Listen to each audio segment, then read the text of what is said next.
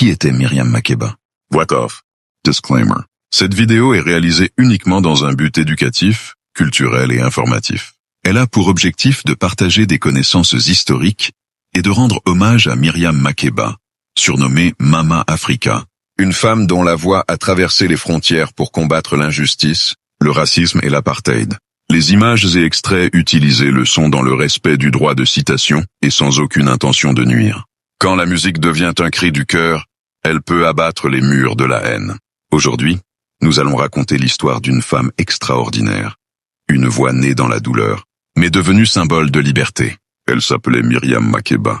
Chanteuse, militante et messagère du peuple africain, elle a osé défier le pouvoir par le chant et a payé le prix de la liberté, l'exil, son enfance et sa jeunesse. Myriam Makeba naît le 4 mars 1932 à Johannesburg, en Afrique du Sud, sous le joug de la ségrégation raciale.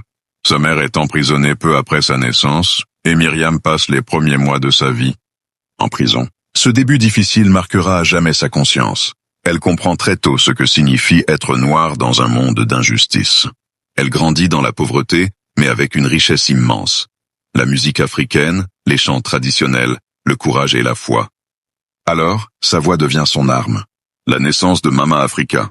Avant de continuer, rappelez-vous, l'histoire ne vit que si on la transmet. Si la voix de Myriam Makeba vous inspire, abonnez-vous, likez et partagez cette mémoire. Ensemble, faisons résonner l'écho de Mama Africa à travers le monde.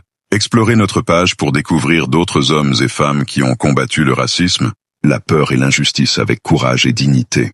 Mama Africa. Dans les années 1950, elle rejoint les groupes The Skylarks et The Manhattan Brothers. Sa voix chaude et puissante séduit tout un peuple. Elle chante en zoulou, en xhosa, en swahili, une Afrique plurielle dans une seule voix. En 1959, elle apparaît dans le film Come Back Africa, un film interdit par le régime de l'apartheid parce qu'il montre la vérité. Un peuple opprimé, humilié. Mais debout, invitée à présenter le film à l'étranger, elle quitte le pays, sans savoir qu'elle ne pourra plus jamais y retourner. Le gouvernement lui retire son passeport. À seulement 27 ans, elle devient apatride, une Africaine sans terre, mais avec une mission, chanter pour la liberté, l'exil et la révolte. Exilée aux États-Unis, Myriam Makeba rencontre Harry Belafonte, un artiste engagé qui devient son mentor et compagnon de lutte. Ensemble, ils remportent un Grammy Award en 1966, une première pour une chanteuse africaine. Mais Makeba ne veut pas seulement chanter, elle veut éveiller le monde. En 1963, elle prend la parole devant les Nations Unies, dénonçant l'apartheid, le racisme, la souffrance de son peuple. Ses mots résonnent comme un tonnerre. Je ne chante pas de politique. Je chante la vérité. Pendant que d'autres utilisent les armes, Makeba utilise sa voix. Et cette voix devient l'une des plus redoutées du régime sud-africain. L'amour et la révolution. En 1968, elle épouse Stokely Carmichael, figure du mouvement Black Power aux États-Unis. Ensemble, ils symbolisent l'union entre la lutte africaine et afro-américaine. Mais ce mariage dérange. Les États-Unis, en pleine guerre froide, la placent sous surveillance. Ses concerts sont annulés, ses contrats brisés. Makeba et son mari s'exilent alors en Guinée, accueillis par le président Sékou Touré. Là-bas, elle retrouve le continent qu'elle aime tant et devient ambassadrice de la culture africaine à l'ONU et à travers le monde. Elle chante pour la liberté des peuples, mais aussi pour les femmes, les pauvres, les oubliés. La voix panafricaine. Myriam Makeba n'était pas seulement une chanteuse, elle était une militante du panafricanisme. Aux côtés de Kwame Nkrumah, Julius Nyerere, Patrice Lumumba et Thomas Sankara, elle portait le rêve d'une Afrique unie et souveraine. Elle croyait en une Afrique qui ne copie pas l'Occident, mais qui retrouve sa propre voix.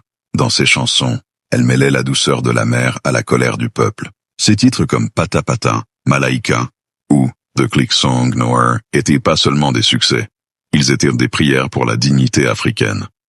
Le retour triomphal. En 1990, après la libération de Nelson Mandela, celui-ci invite personnellement Myriam Makeba à rentrer en Afrique du Sud. Après 31 ans d'exil, elle foule à nouveau la terre de ses ancêtres. Elle chante à nouveau pour son peuple, cette fois dans un pays libéré.